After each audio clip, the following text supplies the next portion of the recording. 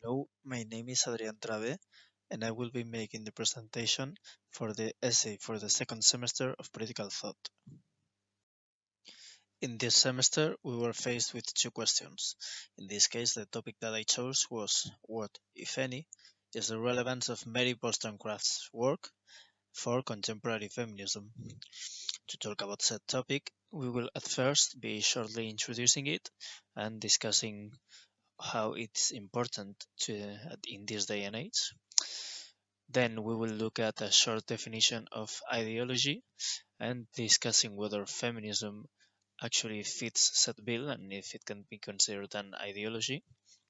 Afterwards, we will be looking at Mary Wollstonecraft herself, specifically her biography, her work, and the causes that she championed.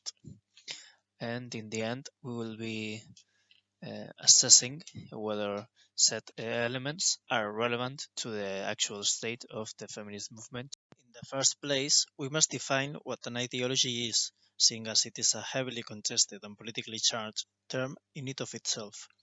For the sake of brevity, we will be making use of the original definition of the concept by the Stud de Tracy.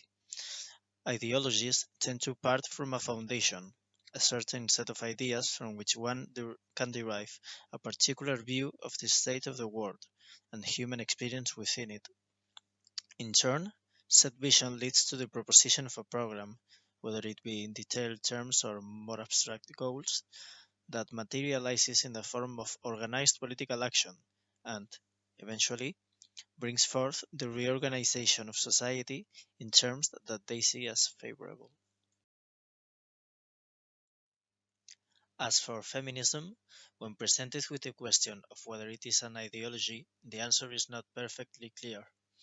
As opposed to the rest of ideological traditions we have studied this semester, there is no definite body of ideas that constitutes feminist ideology, nor a specific roadmap that follows from it.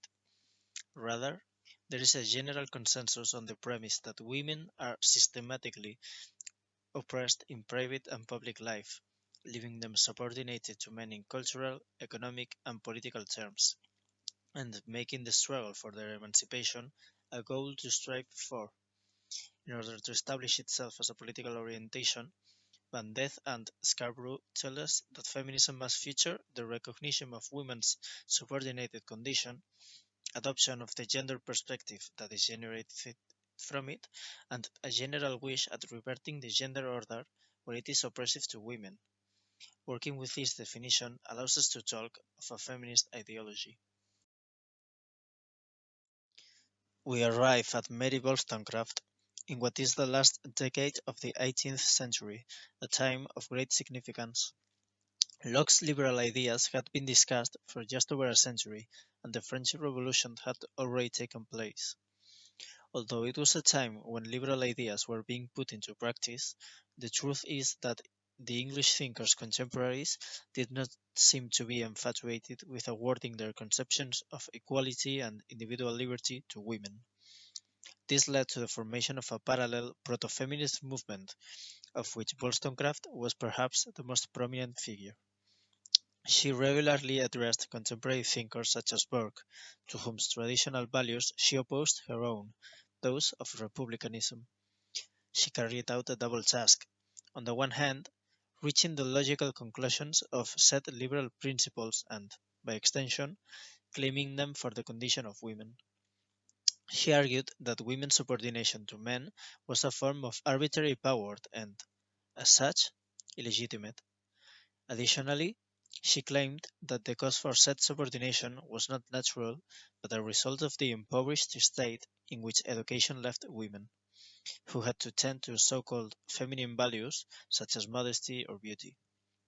Instead, as we can see in the quote on screen, she argues for women to be educated equal to men, therefore developing their rationality and allowing them to live as independent beings, guided by their own reason. If this was achieved, they would be able to participate in public affairs and, in sum, be citizens, as opposed to being preoccupied with duties associated to their gender. Women should be able to be as virtuous as men, but the established order of social organization oppresses them. However, when studying Wollstonecraft, we find that she was largely forgotten after her death, and, upon being brought back to light in recent times, has been criticized by contemporary feminists. Even if she was one of the first women to engage in political discussions with her contemporaries on the topic of women's condition, the truth is she usually conceded to authors like Rousseau many of their misogynistic points, although not their conclusions. Still, her acceptance of equating women with a major dependence on passions, along with not liberating them of the oppressive private life duties such as marriage, have left a sour taste for many feminists today. This might be explained by the fact that Wollstonecraft treaded a fine line between a more radical stance and a moderate attempt to conform to gender-neutral equality principles.